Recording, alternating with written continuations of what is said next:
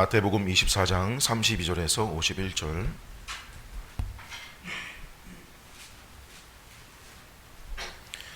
하나님 말씀을 들으십시오. 무화과 나무의 비유를 배우라. 그 가지가 연하여지고 잎사귀를 내면 여름이 가까운 줄을 아나니 이와 같이 너희도 이 모든 일을 보거든 인자가 가까이 곧 문 앞에 이른 줄 알라. 내가 진실로 너희에게 말하노니 이 세대가 지나가기 전에 이 일이 다 일어나리라. 천지는 없어질지언정 내 말은 없어지지 아니하리라. 그러나 그 날과 그 때는 아무도 모르나니 하늘의 천사들도 아들도 모르고 오직 아버지만 아시느니라. 노아의 때와 같이 인자의 임함도 그러하리라. 홍수 전에 노아가 방주에 들어가던 날까지 사람들이 먹고 마시고 장가들고 시집가고 있으면서 홍수가 나서 그들을 다 멸하기까지 깨닫지 못하였으니 인자의 임함도 이와 같으리라. 그때에 두 사람이 밭에 있음에 한 사람은 데려가고 한 사람은 버려둠을 당할 것이요 두 여자가 맷돌질을 하고 있음에 한 사람은 데려가고 한 사람은 버려둠을 당할 것이니라. 그러므로 깨어 있으라. 어느 날에 너희 주가 임할는지 너희가 알지 못함이니라. 너희도 아는 바니 만일 집 주인이 도둑이 어느 시각에 올 줄 알았더라면 깨어 있어 그 집을 뚫지 못하게 하였으리라. 이러므로 너희도 준비하고 있으라. 생각하지 않은 때에 인자가 오리라. 충성되고 지혜 있는 종이 되어 주인에게 그 집 사람들을 맡아 때를 따라 양식을 나눠줄 자가 누구냐. 주인이 올 때에 그 종이 이렇게 하는 것을 보면 그 종이 복이 있으리로다. 내가 진실로 너희에게 이르노니 주인이 그의 모든 소유를 그에게 맡기리라. 만일 그 악한 종이 마음에 생각하기를 주인이 더디 오리라 하여 동료들을 때리며 술 친구들과 더불어 먹고 마시게 되면 생각하지 않은 날 알지 못하는 시각에 그 종의 주인이 이르러 엄히 때리고 외식하는 자가 받는 벌에 처하리니 거기서 슬피 울며 이를 갈리라.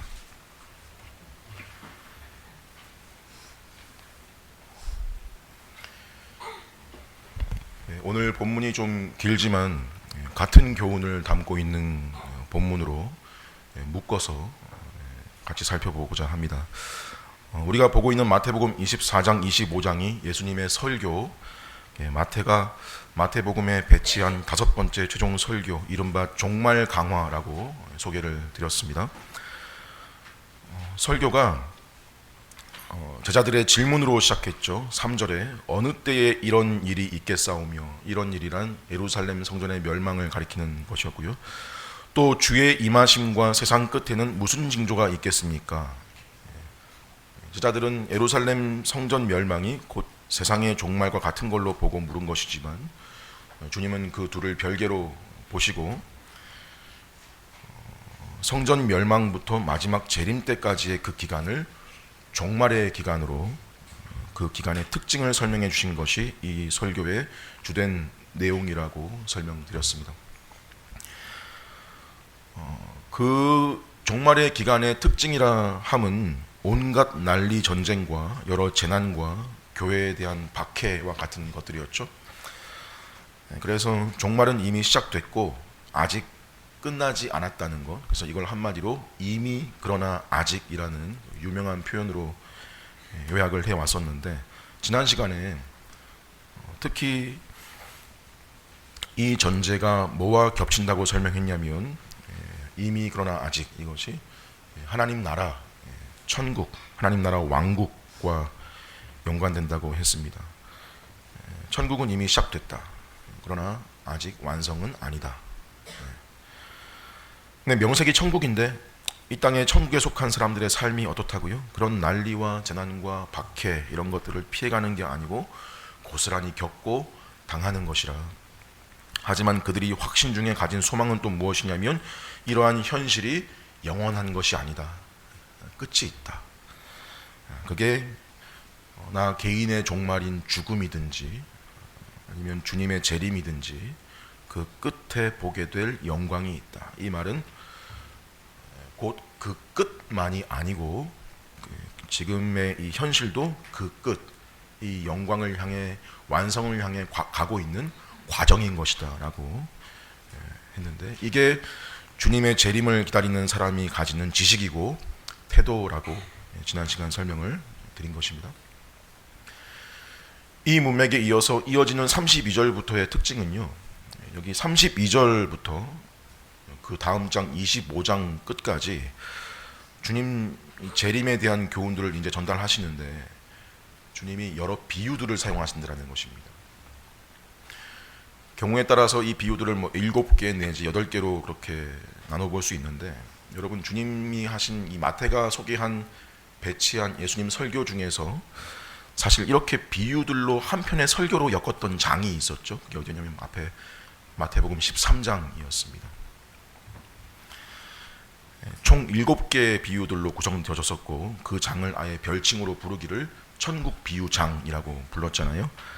근데 흥미롭게도 마태복음 13장에 제시되었던 천국 비유들의 관점은요, 예수님께서 이 땅에 처음 오실 때 예수님이 가져오신, 예수님이 오심으로 함께 임하여 시작된 천국, 이미 임한 천국, 즉 초림으로 이미 시작된 그 천국에 대한 묘사에 포커스가 있었다면, 그 특징이 뭐였어요? 세상의 여러 공격과 핍박과 방해 속에서도 천국은 끝까지 확장되고 자라간다라는 것이 그 천국 비유장의 비유들의 이제 그 공통적으로 포함한 교훈이었고요.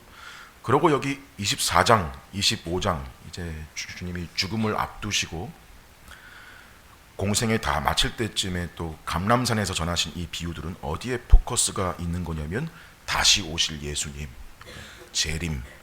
재림하심으로 완성될 천국에 대해서, 또 이것을 기다리는 성도들은 어떻게 해야 되냐, 어떻게 준비해야 되냐라는 것과 관계된 그런 교훈을 전하는 것이죠. 이런 구조적 특징이 마태복음 안에 이렇게 배치되어 있는 것에 의도하는 바는, 생각해 본다면 이런 것이겠죠. 이 땅에 이미 임한 하나님 나라와 앞으로 완성될 하나님 나라는 예수님으로 시작해서 예수님으로 종결되는 나라이다, 이렇게 집약할 수 있겠습니다. 그래서 오늘 본문에 드러난 예수님의 화법은 세상 마지막 종말과 주님 자신의 재림에 대해서 하고자 하시는 말씀을 여러 비유들을 엮어서 비유들을 사용하셔서 논리적 흐름으로 이어가시면서 하실 말씀을 하시는 겁니다. 본문을 따라 오늘 우리는 이 비교적 짧은 5개의 비유를 볼 텐데, 5개를 한꺼번에 보면 좀 복잡하지 않나 싶어도 주님이 하시려는 이 말씀의 기본 뼈대는 있습니다. 총 3가지로 정리를 할 수 있는데요, 그게 어디냐면, 가능하시다면 여러분 성경책에다가 표시를 해보시는 것도 좋겠습니다. 먼저는 33절에서 35절까지를 한번 묶어보면 좋겠습니다. 33절에서 35절까지를 묶는 표시를 한번 해보시고, 그리고 별개로 구분시켜서 36절만 또 표시를 해보겠습니다. 36이라는 숫자에 동그라미를 치시든지 그렇게 표시를 해보시면 좋겠습니다. 그리고 42절과 45절을 또 각각 표시를 하겠습니다. 표시하시고 들어보세요. 먼저는 33절부터 35절까지는 무슨 내용이냐면요, 이 모든 일을 보거든, 너희가 보거든 그 날이 가까운 줄을 알아라. 이 일이 반드시 일어날 거다. 내 말은 반드시 이루어진다. 이런 내용이고요. 그리고 36절은요, 그런데 그 날과 그 때는 아무도 모른다. 아버지만 결정하실 영역이다. 이 내용이에요. 그리고 42절과 44절 각각 표시를 했는데, 이건 또 이제 묶어서 어떤 의미가 있는 거냐면, 그러니까 너희들 깨어 있어라, 준비하고 있어라, 이런 강조점인 거예요. 그러니까 예수님의 지금 방식은 지금 제가 소개해드린 뼈대 위에 좀 더 이해를 돕기 위해서 그 사이사이에 말하자면 살을 붙이신 것이 오늘 소개해드릴 비유들인 거예요. 요 이제 생각을 가지고 한번 들어보시기 바랍니다. 차례대로 한번 살펴보면, 먼저 아까 처음 제가 구분 말씀드린 거, 이 모든 일을 보거든 그 날이 가까운 줄을 알아라. 이 일이 반드시 일어날 거다. 내 말은 반드시 이루어진다. 자, 여기 해당하는 비유가 32절에 아주 한 절의 간단한 비유인데요, 무화과 나무의 비유라고 합니다. 유대 지역의 무화과 나무는요 4월에 잎이 새순이 나기 시작하는 그때 열매도 같이 나기 시작하고요. 물론 설익은 열매입니다. 그리고 열매는 6월부터 12월까지가 수확기입니다. 근데 이 당시는 이제 주님 곧 잡히시고 죽으시는 주간, 즉 6월절을 앞두고 있는 4월 중이에요. 4월 초. 이제 잎이 나기 시작할 때죠. 그 앞에서 이 무화과 나무 이야기가 또 언제 나왔었냐면 제일 가깝게 그 앞에 21장에서 4월인데 웬 무화과 나무의 잎이 무성한 거예요. 잎이 무성한데 열매는 없는 변종 무화과 나무 하나를 가리켜 보시고 저주하시고, 이게 꼭 지금 이스라엘과 그 선생들의 실태와 같지 않냐라는 의도로 그리하시고, 다음날 보니까 말라 있었더라라고 한 것이 21장에 있었어요. 이 21장이 장수로는 우리가 한참 전에 본 것이지만 요일로 따지면요 여러분, 오늘 본문과 같은 날이에요. 같은 날 화요일입니다. 무화과 나무 저주하시고 말라진 거 제자들이 본 것이 그날 아침에 성전 들어가면서 본 장면이었고, 그러고 그 사이에 성전에서 논쟁하시는 것이 긴 장을 차지했었고, 그러고 성전을 나오셔서 이제 감람산에 올라온 같은 날 또 무화과 나무 얘기를 하신 거예요. 그러니까 제자들에게는 이게 익숙한, 오늘 아침에 들었던 무화과에 대한 얘기를 또 듣는 거예요. 근데 앞에 실제 그 무화과 나무가 마른 사건은 이스라엘의 멸망을 주로 가리킨 사건이었더라면, 지금 24장에 와서 무화과 나무 비유는요, 예수님의 재림에 좀 더 포커스를 둔 것으로 볼 수 있는데, 이 비유의 표면적 의도는 당시 그 사회의 시계나 지금처럼 달력이라는 게 없으니까 이런 자연 환경의 현상들을 보고 계절의 흐름을 파악을 했는데, 유대인들이 계절을 식별하는 방식 중에 이 무화과 나무를 보고 그 껍질이 연해지고 잎이 나기 시작하면 이제 겨울이 끝나고 여름이 오겠구나, 그런 거를 당연하게 인지하는 것처럼 이와 같이 33절에 이와 같이 너희도 이 모든 일을 보거든, 즉 이 모든 일, 내가 지금까지 앞에서 말한 이 모든 징조들을 보거든 인자가 가까이 곧 문 앞에 이른 줄로 알라, 쉽게 임박한 줄로 알아라, 이 의미죠.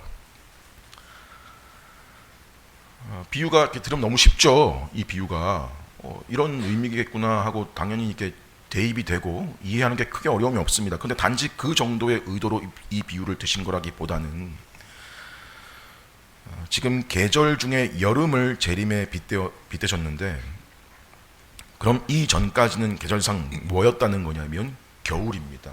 구약 히브리 환경의 이 계절 인식 개념은 우리처럼 4계절이 뚜렷한 게 아니라요, 여름과 겨울 두 계절로 한 해가 구성되는 걸로 인지를 했습니다. 그래서 이 비유가 가지는 또 하나의 확장된 중요한 의미는 뭐냐면, 그 혹독한 겨울이 이 나무를 죽이지 못했다.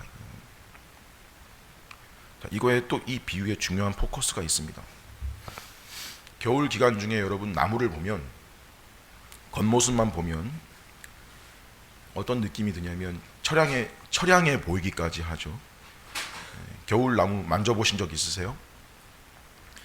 차갑게 검게 얼어붙어서 마치 생명이 없는 것 같은, 앙상하게 가지만 남은 모습이 꼭 죽은 것처럼 보여도 사실은 그게 죽은 게 아니듯이, 그 나무 속에는 생명을 유지하는 그 나무 나름의 그 속에서 보이지 않는 노력이 계속되고 있는 거예요. 속에서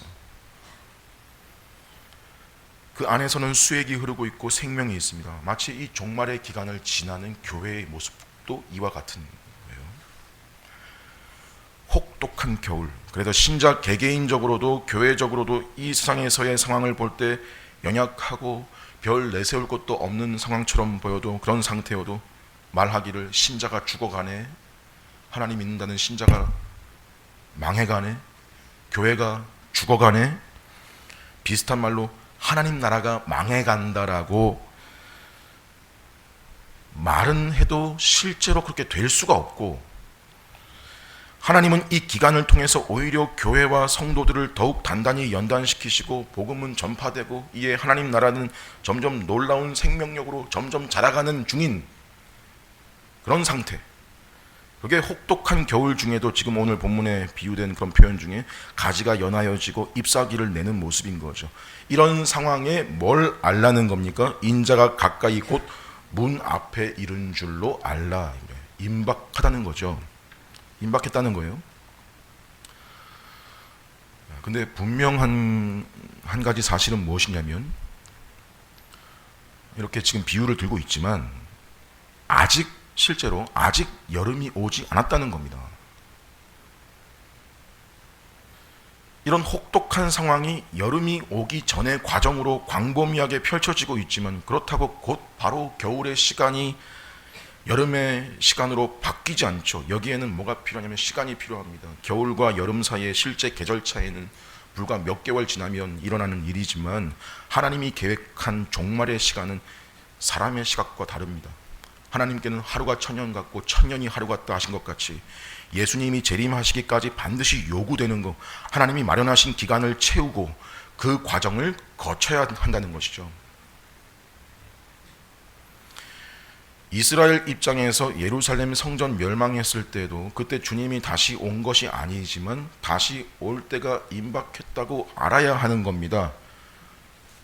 지금 그때로부터 거의 2000년이 지난 지금 우리도 아직 그 재림이 안 온 시기이지만, 그때 예루살렘 성전의 멸망을 바라보고 있던 그 제자들의 어떤 또 제자들도 어떤 생각을 해야 되냐면, 주님 재림이 임박했다.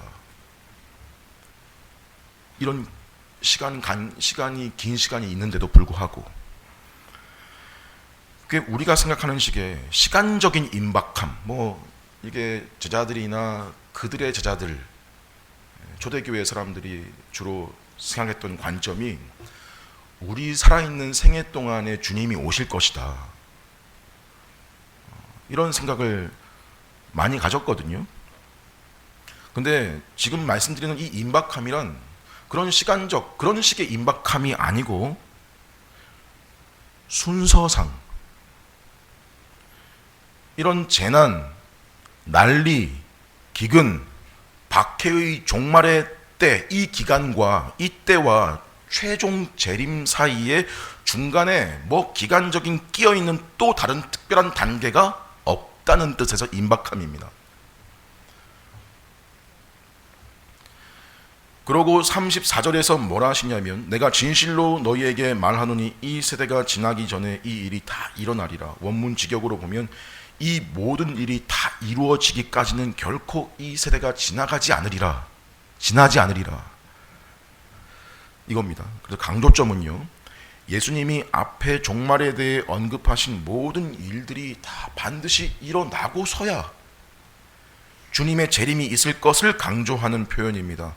이 세대라고 하는 말 제일 최근에 또 어디서 봤냐면, 앞에 23장 36절에서 서기관들과 바리새인들에 대해 7번 저주하시는 그 맨 마지막 끝에 아벨의 피에서 사가랴의 피까지 흘린 의로운 피의 책임이 다 이 세대에게 돌아가리라. 기억하시죠?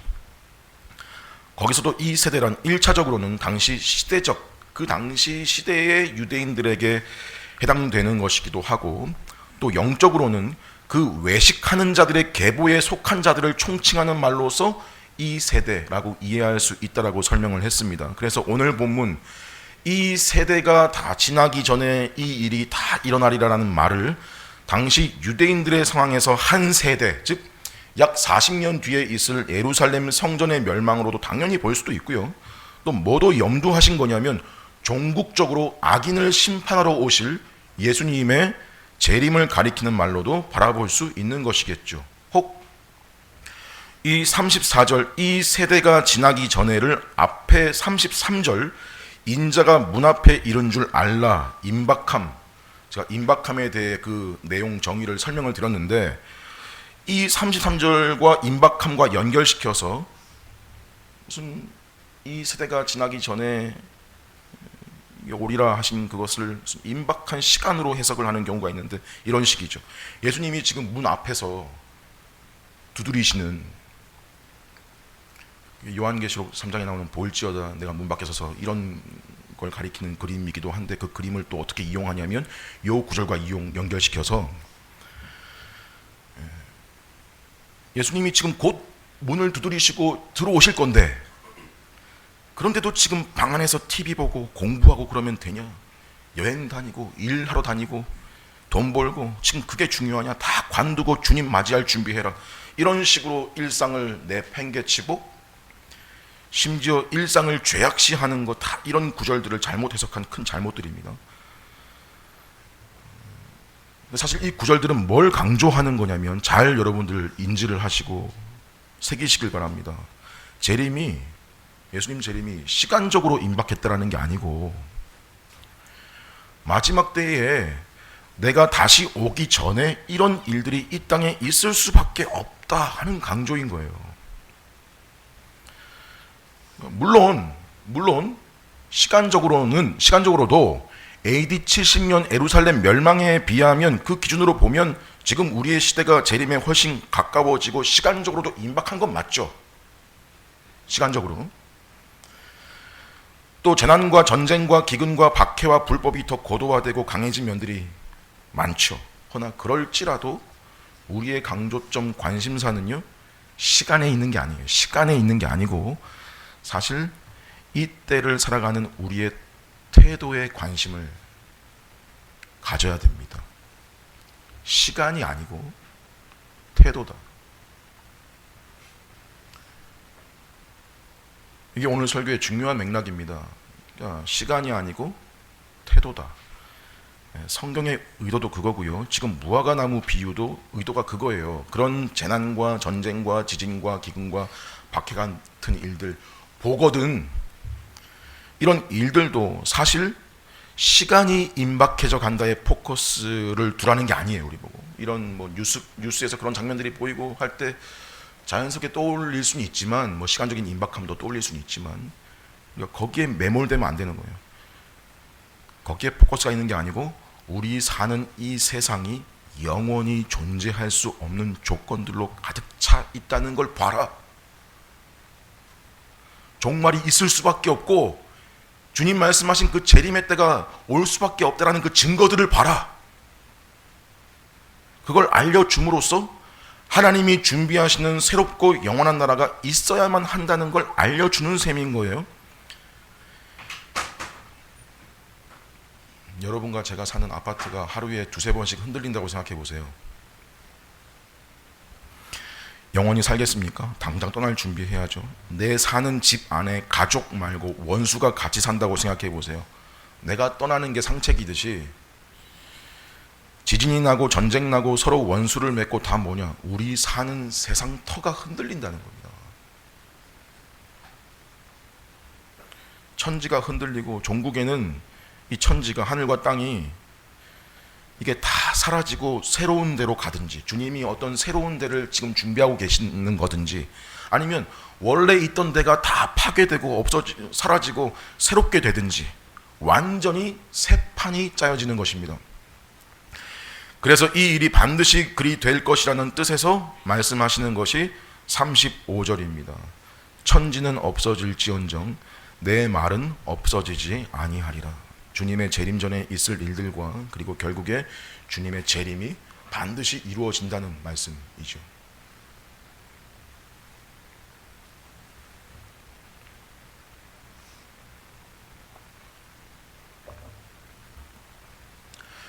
왜 이렇게 시간에 대한 이야기를 강조를 드리냐면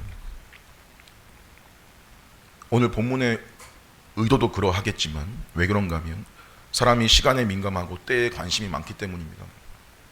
그런데 주님이 그 종말 재림의 시간에 대해 거의 못을 박으시는 말씀이 무엇인가 하면 하시기를 36절입니다. 뭐라고 하시냐면 그 날과 그 때는 아무도 모른다. 천사도 모르고 아들인 예수님 자신도 모르고 오직 아버지 하나님만 아신다라고 하십니다. 한마디로 시간과 때에 집중하지 마라. 알려고도 하지 마라 이 말이죠. 여기 예수님 자신도 모른다고 하시는데 여러분, 예수님이 어떻게 모르실 수가 있어요? 예수님은 아시는 거예요? 모르시는 거예요? 예수님은 아세요. 근데 여기 모른다는 것은요, 어떤 의도로 하신 거냐면, 예수님은 완전한 하나님이시면서 완전한 사람이시잖아요. 완전한 사람으로서 그분의 특징에 대해 성경은 표현하기를, 예수님이 슬픔에 울기도 하시고, 시장하시면 배고프다고도 하시고, 목이 마르시면 목마르다, 피곤하셔서 주무신다고, 즉 인간으로서, 그러니까 인간으로서 모르신다라고 표현하신 것이지, 전지하신 성자 하나님으로서는 당연히 그 나를 아시죠. 하지만 그 권한을 오로지 아버지께만, 아버지 하나님께로만 돌리고 계시는 겁니다. 이것도 유대인들은 자기들 관습에서 오직 하나님만 아신다 이런 말 들으면, 우리는 예수님을 하나님으로 삼위일체 성자 하나님 이렇게 알고 들어가니까 이 말을 그렇게 이해하겠지만, 당시 유대인들은 우리처럼 그렇게 몰라도 오직 아버지만 아신다 하면 이 말을 자기들 관습으로 무슨 말인지 알아듣는 게, 유대인들의 전통에 유대인들 결혼식이 두 번이 있습니다. 결혼 관습에 처음 걸 정혼이라 하고요, 뒤에 걸 결혼이라 그러면, 우리는 보통 정혼 그러면 그걸 약혼식이라고 생각하기 쉬운데, 그런 정도가 아니라 유대인들의 정혼은요, 법적 부부인 거예요. 이 정혼, 첫 결혼식을 신부집에서 합니다. 신부집에서 하고 그 후 대략 1년 정도를 정혼 관계로, 즉 법적 부부이지만 부부로서 만남을 가지거나 뭐 합방을 한다거나 그런 것은 금기되어 있습니다. 부부로서 준비되는 공식적인 기간을 둔 것이에요. 그러니까 마리아가 예수님을 성령으로 잉태하고 이 사실을 알게 된 요셉이 그녀를 가만히 끊고자 한 것이 이 기간 중에 일어난 사건이었던 거죠. 자, 이 기간 중에 남자는 본래 자기 집 아버지 집에 거하면서 신부와 살 집을 짓게 되는데, 그 집의 완공 허가나 이 정도면 네 신부를 데려와도 되겠다라는 결정을 남자가 하는 게 아니라 누가 해요? 아버지가 결정을 하는 겁니다. 그래서 그 날은 아들도 모르고 아버지만 하신다, 아버지만 아신다라고 하신 거예요. 예수님은 모른다라는 게 아니고, 아들에게는 그 권한이 있는 게 아니고 아버지께 있다는 말이죠. 요한복음 13장에 보면 베드로가 주님께 주님 어디로 가십니까? 질문합니다. 14장에 주님 말씀이 내가 너희를 위하여 거처를 예비하러 가노라. 가서 거처를 예비하면 내가 다시 와서 너희를 내게로 영접하여 나 있는 곳에 너희도 있게 하리라. 자, 이 말씀도 이 배경을 가지고 하신 말씀인 거죠. 그리고 신부를 집으로 데려와서 두 번째 결혼식을 하고 한 7일 동안 그 결혼 혼인 잔치를 배설을 하는 겁니다. 요한복음 2장에 예수님 첫 기적이 있었던 가나 혼인 잔치도 이 두 번째 결혼식 때였던 거예요. 제자들 며칠 뒤에 부활하신 주님과 거하다가 주님 하늘로 올라가실 때 사도행전 1장에서 또 물어본 게 뭐였냐면요, 주께서 이스라엘 나라를 회복하심이 이때니까, 이때를 또 물어본 거예요. 근데 뭐라 하세요? 때와 시기는 아버지께서 자기의 권한에 두셨으니 너희의 알 바 아니요 오직 성령이 너희에게 임하시면 너희가 권능을 받고 예루살렘과 온 유대와 사마리아와 땅끝까지 이르러 내 증인이 되리라. 다 무슨 말이고 뭘 요구하신 거냐면, 종말을 믿고 기다리는 자에게 있어서 시간이 언제냐가 중요한 게 아니라 그 기간을 살아가는 태도가 중요하다. 자, 이 36절도 그런 의미입니다. 아까 앞에서 이 36절 표시했죠. 비유를 제외한 중요한 골격 뼈대라고 했는데, 특히 36절이 중요한 것은요, 이 36절 이후부터 뒤로 드시는 그 모든 비유들이 이 36절에 다 걸려있는 구조예요. 이 36절이 이 뒤에 나오는 비유들을 다 감싸고 있는 그런 구조입니다. 36절, 때와 시기가 언제냐는 게 중요한 게 아니라 신자의 일상에서의 태도가 중요하다, 이거 강조하는 겁니다. 시간 보고 준비하라는 게 아니다, 언제 오셔도 괜찮게 준비해야 된다. 내일 오셔도, 오늘 밤에 오셔도 괜찮게 오늘을 살아가는 거다. 이게 뒤에 비유들의 공통된 주제라는 점에서 이 36절이 중요한 겁니다. 자, 봅시다. 37절부터 39절까지는 주님이 역사적으로 실제 있었던 사건을 비유로 드시는데 바로 노아 홍수 사건이에요. 주님의 재림이 이 노아 때의 홍수 사건과 같을 거라는 건데 어땠다고 나오냐면 38절에 보시면 홍수 전에 노아가 방주에 들어가던 날까지 사람들이 먹고 마시고 장가들고 시집가고 있더라. 자, 여기서 오해하면 안 되는 것이 이 먹고 마시고 시집가고 장가간다라는 이 일 자체를 지금 성경이 부정적으로 보고 있는 게 아니라는 거예요. 먹고 마신다는 게 무슨 지금 여기서 퇴폐적이거나 유흥적인 어떤 그런 뉘앙스로 말한 게 아니고요. 그냥 뭘 말하는 거냐면 사람의 기본적이고 삶에 있어서 필요하고 요구되는 일상적인 요구들, 필요들, 밥 먹고 물 마시며 사는 이 땅에서의 일상을 가리키는 표현입니다. 노아 때 세상에 죄가 관영했던 건 사실이지만 사람 사는 건요 그때나 지금이나 별 다를 게 없습니다. 그럼 예수님이 노아 때의 이런 모습을 지적하시는 진짜 의도는 뭐냐? 당시 사람들이 그런 일상에서의 먹고 마시고 시집가고 장가가는 이 땅에서의 일에만 관심을 몰두한 나머지 하나님의 뜻, 가령 이때 가장 중요했던 뜻, 세상의 종말에 대해서는 아무 관심이 없는 삶의 태도가 문제였다는 거예요. 먹고 마시고 시집가고 장가가고 그러고 사는 게 문제가 아니라 세상에서 그 일에만 골몰한 나머지 하나님 앞에서 자기가 누구인지 어떤 존재인지 죄와 사망과 비참에서 건질 존재가 누구인지 죽음과 종말 이후는 어떤 일이 있을지 그런 거에는 아무 관심을 두지 않고 사는 거, 이거야말로 인생에 있어 실로 중대한 문제라는 겁니다. 그래서 당시 사람들은 어땠냐면요, 노아가 어때 보였겠어요 여러분? 그 사람들 눈에는 처음에는 특이한 행동 하니까 신기하게도 보다가도 그게 뭐 몇십 년이 지나고 100년이 가까운 시간 동안 산 위에다가 배 만들고 있으면 이런 거예요. 그냥 저런 인간이다. 무시, 체념, 조롱의 반응을 가지겠죠. 여러모로 지금도 크게 다르지 않습니다. 이 땅에 하나님의 백성들이 성도로 이 땅의 교회로 몸을 이루고 살아가는 건 본질적으로 노아를 통해 방주를 짓게 하신 것과 같은 의미를 가집니다. 종말이 다가오고 있고 교회를 통해서 듣기를 주님이 재림하실 것이고 그 후에는 심판이 있을 것이라는 그 소리를 듣고 있고 알려지게 하신 거죠. 알려지는 거예요. 보통 뭐라 생각할까요? 저 사람들은 그렇게 믿는데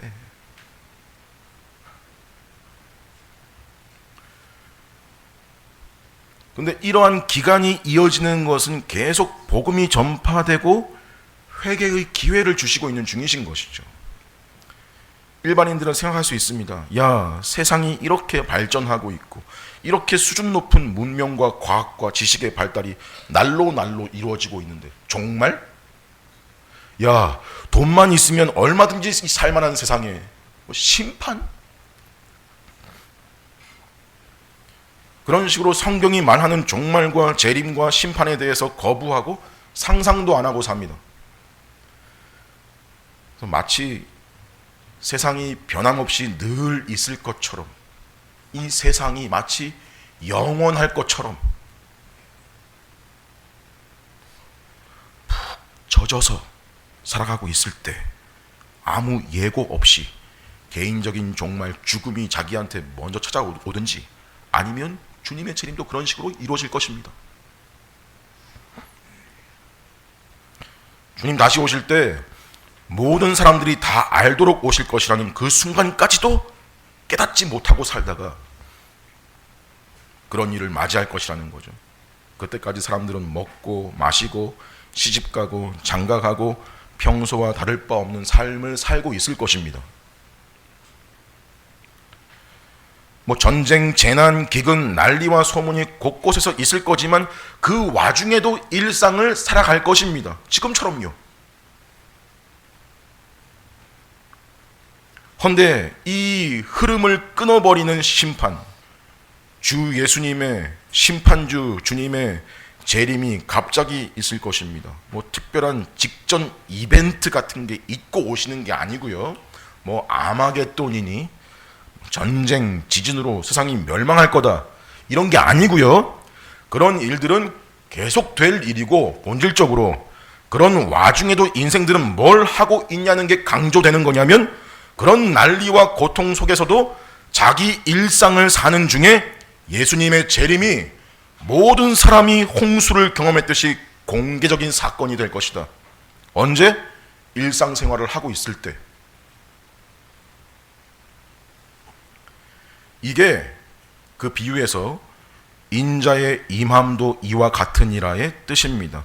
이 맥락이 다음 비유에서도 이어지는데요. 이어지는 비유 40절, 41절이 한 세트입니다. 하나는 두 사람이 밭에서 일을 하고 있고요. 또 하나는 두 사람이 맷돌질을 하고 있다는 겁니다. 다 뭐냐면 일상에서의 일이에요. 특히 유대 배경에서 같이 밭을 간다는 것은, 맷돌질을 한다는 것은 가족을 일컫습니다. 밭을 가는 두 사람은 아버지와 아들이든지 형과 동생, 형제이고요. 부엌에서 맷돌질을 하는 건 엄마와 딸이든지 언니와 여동생을, 자매를 가리킵니다. 그런데 뭐래요? 그런 가족 중에서도 하나는 데려가고 다른 하나는 버려둠을 당한답니다. 여기서 데려간다는 건 보호하기 위해서 데려간다는 말입니다. 지난주에 천사들을 보내어 나팔 소리가 들릴 때 모든 택하신 자들을 모으시리라 했죠. 누가복음의 병행본문 17장 보면 그 밤에 둘이 한 자리에 누워 있음에 하나는 데려감 얻고 하나는 버려둠 당한다 되어 있는데, 그 밤에 둘이 한 자리에 누워 있음에 이건 누구를 가리키는 거예요? 부부요. 세상에서 제일 가까운 관계 아닙니까? 그들 중에도 그날 무슨 일이 일어날 수 있다는 거예요? 분리가 일어날 수 있다. 뭐예요? 일상생활을 함께하는 가족 안에서도 재림 때에 둘로 구별될 수 있다라는 사실을 말하는 것입니다. 그래서 강조되는 교훈이 뭐냐면 42절과 44절이에요. 아까 우리 표시했죠. 재림이라는 게 이렇게 이루어질 거니까, 주님의 임하심이 이런 식일 거니까 시간이 중요한 게 아니고 언제냐가 중요한 게 아니라 일상을 사는 중에 이렇게 갑자기 임하실 거니까 너희의 태도가 어떠해야 된다는 거예요. 먼저 42절에 그러므로 깨어 있어라. 왜? 어느 날에 너희 주가 임하는지 너희가 알지 못하니까. 그리고 44절에 이러므로 너희도 준비하고 있어라. 왜? 생각지도 않은 때에 인자가 올 것이기 때문이다. 그리고 중간에 끼어서 어떤 비유를 드시냐면 이름하여 도둑 비유인데요. 43절에 만일 집 주인이 도둑이 어느 날 몇 시에 올 줄 알았더라면 깨어서 그 집에 침입하는 걸 막지 않았겠냐.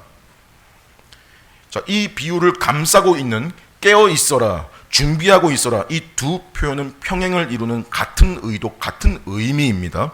이처럼 예수님도 예상할 수 없는 때에 오시니까 너희도 깨어있고 준비하고 있어라 이 말이거든요. 도둑이 언제 올지 알면 그날 밤은 안 자고 깨어있지 않겠습니까? 언제 올지 아니까요. 긴장하며 대비를 하고 있겠죠. 그런데 언제 오실지 모르는데, 시간 알려고 하지 말라고 때 알려주지도 않았는데, 모르는데 깨어있으라는 건 잠을 자지 말라는 게 아니고 항상 준비하라는 거죠. 예전에 제가 있었던 교회들 중에 철학기도 강조하는 교회에서 이렇게 말하는 걸 들은 적이 있습니다. 주님이 밤에 오시면 오실 때 자고 있어서 되겠냐? 주님 오시는데 자고 있으면 되겠냐? 그러니까 기도하고 있어야 된다. 주님이 금요일날 오신대요? 꼭? 자고 있으면 안 돼요? 밤에는 자야죠. 밤에 오셔도 뭐가 분명하다 그랬어요? 모든 사람이 알도록 오신다고요. 그 순간에.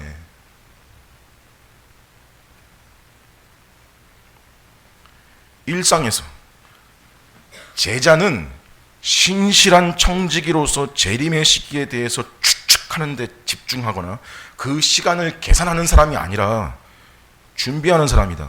신자는 언제 오셔도 괜찮게 준비하고 있는 사람이다. 신자는.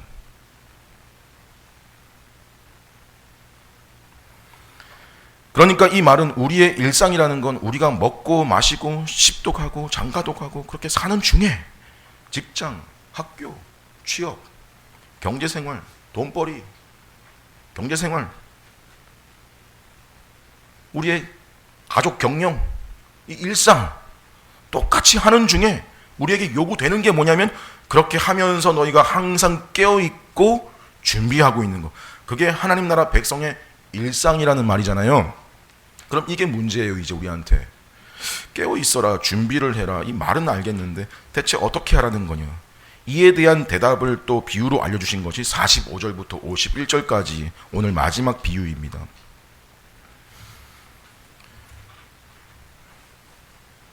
이 비유를 충성되고 지혜 있는 종의 비유라고 하거나 또는 선한 청지기 비유라고 그렇게 이름을 붙이는데, 여러분, 종 청지기라는 것은 주인의 재산을 맡아서 대신 관리하는 종을 말하죠. 그 맡은 것들은 자기 것이 아니고 주인 거라는 인식을 가진 사람이고 그걸 잘 경영하는 게 그 청지기의 주된 의무인 거예요. 주님은 이 비유에서 두 종류의 청지기를 비교하십니다. 먼저 어떤 청지기가 주인의 집에 있는 사람들, 즉 다른 종들에게 필요한 양식을 때를 따라서 잘 공급을 하고 있습니다.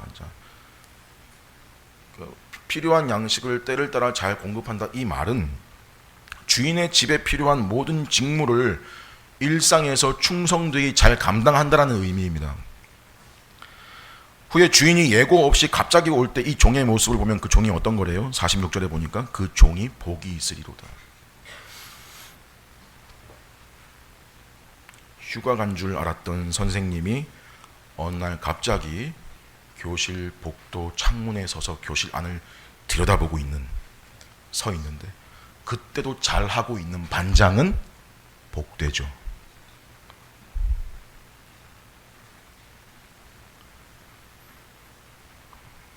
평소에는 잘 못하다가 어떻게 하다 보니까 그 순간에 잘했다, 요 비유를 지금 드는 게 아니고 평소에 잘하고 있는 중에 그런 일이 일어난다는 거예요. 그리고 주인이 그 모든 소유를 그에게 맡길 것이라고 하십니다.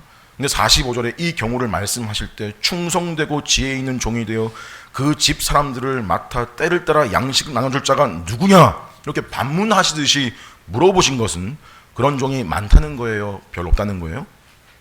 별로 없다는 거예요. 그 수가 적다는 거예요. 상대적으로 별로 없다, 많지 않다. 대부분은 뭐냐, 믿었던 반장이 깽판의 중심에 있다가 선생님과 눈이 마주치는 거예요.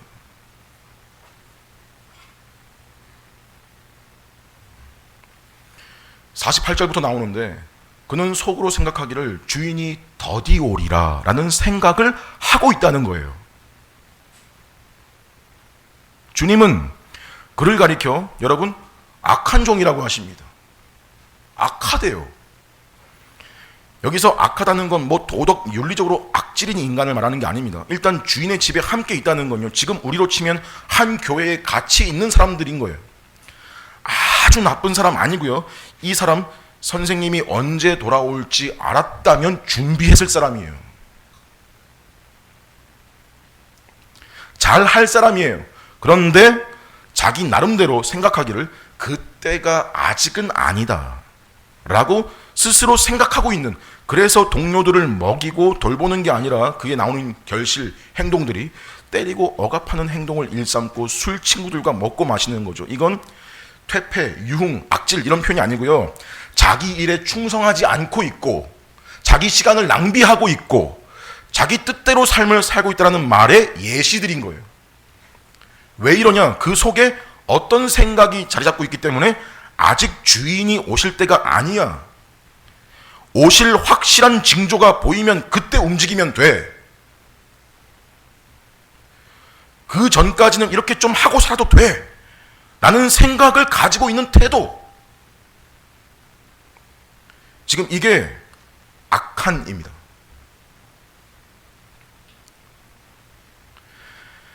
그래서 생각지 않은 때, 알지 못하는 때 주인이 와서 어떻게 하신대요? 지금 학교 얘기가 아닙니다. 학교 선생님과 반장 얘기가 아니에요. 51절에 보니까 엄히 때리고, 이 말은 제의적 표현입니다. 제사, 유대인들 제사 드릴 때 짐승을 반으로 쪼갤 때 쓰는 표현입니다. 심판을 그만큼 무섭게 표현하신 거예요. 그리고 우리 자주 봤던 표현이 나오죠.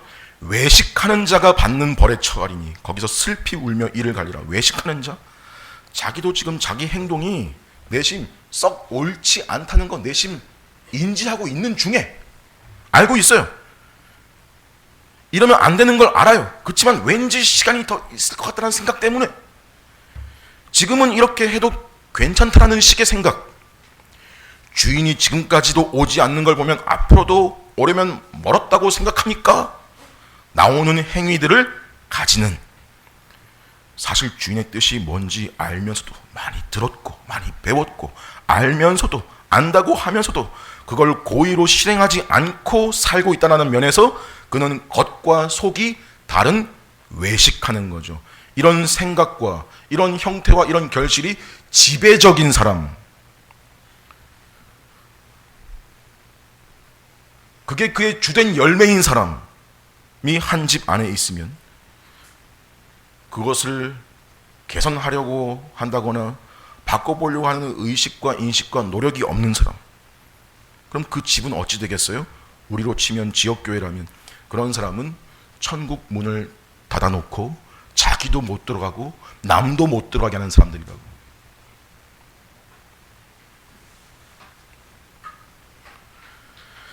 그래서 어떻게 하라는 거예요?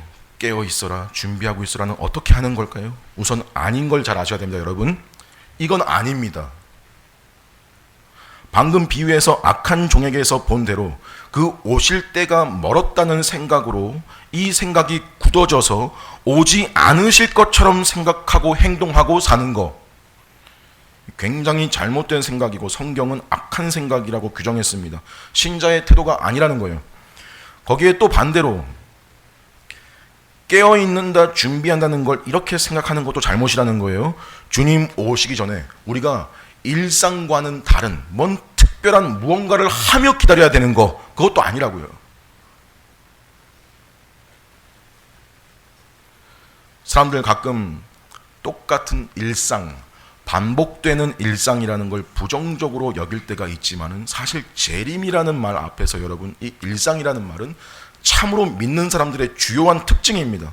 깨어 있어라, 준비하고 있어라 라는 말은 이 일상이 기본 전제고 이 위에서 깨어 있으라는 겁니다. 그럼 이 일상에서 뭘 어떻게 준비하고 깨어 있으라는 건가? 그건 여러분들의 일상에서 뭘 하고 계신지를 보면 압니다.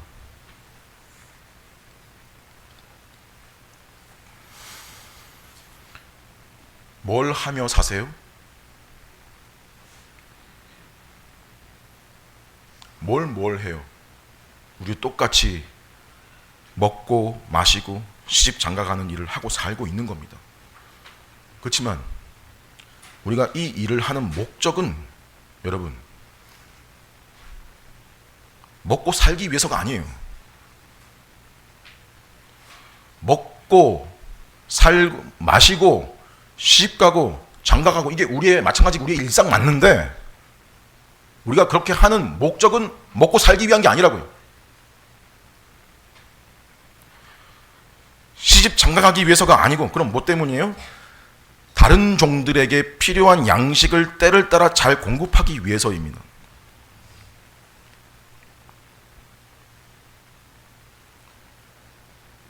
이걸 위해서 우리는 먹고 마시고 시집도 가고 장가가고 그러는 거예요. 여러분,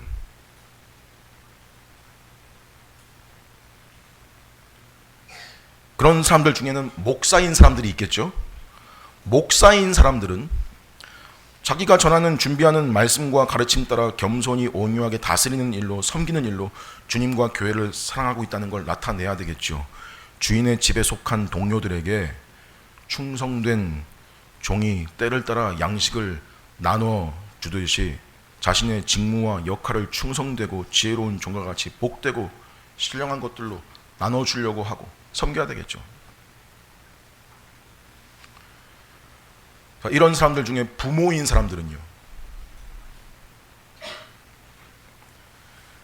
가정 안에서 선지자, 제사장, 왕으로 세워진 주님의 사역자들이고요. 부모들이 종들인 겁니다. 청직이에요. 내 새끼들 내 것이 아니에요. 주님 거예요. 주님이 나한테 맡기신 주님 거예요. 충성되고 신실한 종이 자기 집 사람들을 위해서 때에 따라 양식 먹이듯이 신앙의 부모들은요, 자녀들을 믿음으로 양육할 책임과 사명을 지닌 것이죠. 성경 읽게 하고 읽은 거 설명도 해주고 기도를 가르쳐주고 예배를 가르치고 신앙을 전수하는 거, 믿음의 부모가 그 중요성을 확신하고 알아야 가능한 일이겠죠.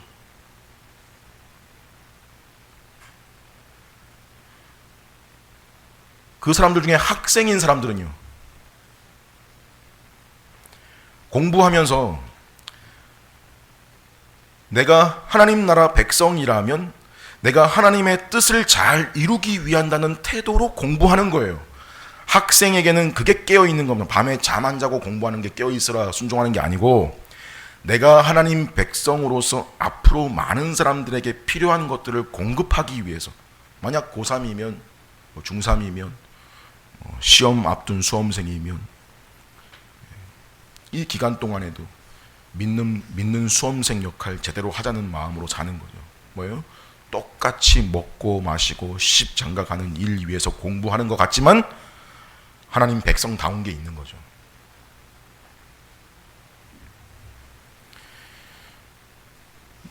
이웃에 대하여도 어떨까요? 여러분들이 사업을 하건 직장 생활을 하건 나한테 남는 게 있나,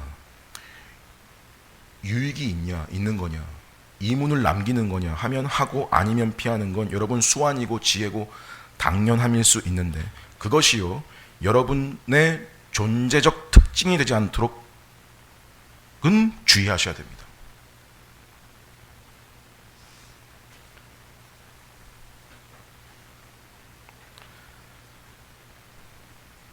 사람을 하찮게 여기거나 사람을 은근히 깔보거나 사람에 대하여 무심하거나 또 내 책임을 회피하거나 쉽게 짜증이나 신경질에 원망에 불평에, 그러다가 일과는 별개의 일상에서도 그것이 기질화된 나 자신을 보지도 못하고 아무 이상을 못 느끼는 것은 아직 믿음이 없거나 병들었거나 둘 중 하나입니다. 되게 삶에서 나도 받은 대로 똑같이 돌려주겠다라는 복수심으로 드러납니다.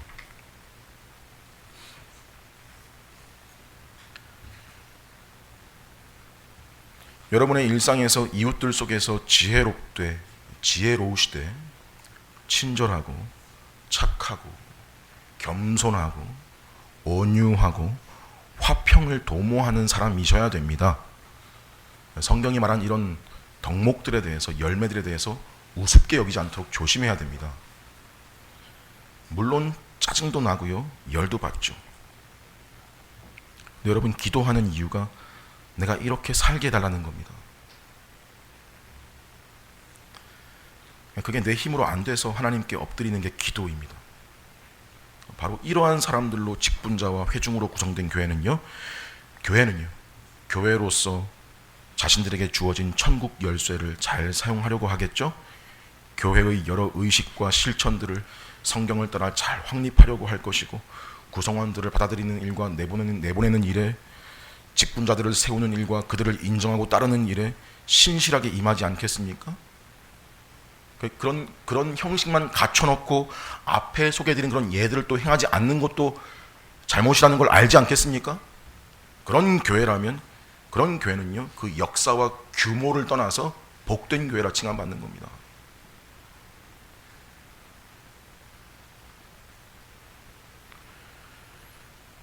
여러분, 다른 게 아니고, 멀리 있는 게 아니고, 이게 깨어 있어라 준비하라의 참 뜻입니다. 이런 모든 일들이 우리 먹고 마시고 시집 장가가는 일과 별개가 아니잖아요. 그 하는 중에 우리의 목적이고 방향이고 방식이 이거잖아요.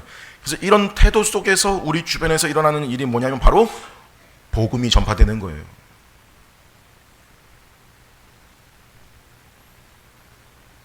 목사로부터, 부모로부터, 학생으로서, 친구로서, 동료로서, 이웃으로서. 그러니까 종말은, 재림은요, 시간 계산하면서 기다리는 게 아니라 이걸 하면서 기다리는 겁니다. 신자들이 이렇게 일상을 살고 있을 때 우리 신랑 되신 예수님이 신자들을 찾아오실 겁니다. 우리를 위해 마련하신 거처로 데려가시려고 오실 것입니다. 여러분이 신자시라면 지금 살아가는 건 그리스도의 신부로 그분을 기다리는 중이신 겁니다. 그러니 우리 삶을 다시 오실 주님의 시간표에 우리의 목적과 우리의 의지를 맞춰야 됩니다. 언제 오실까에 집중하는 게 아니라 언제 오셔도 괜찮게 사는 데 집중하는 것. 이것이 땅끝까지 이르러 내 증인이 되리라는 말씀의 성취로서 여러분이 여러분의 자리에서 깨어있고 준비되고 있는 자라는 증거입니다. 오늘 이 말씀 들은 우리 모두가 이러한 자들이기를 간절히 소망합니다. 함께 기도하시겠습니다.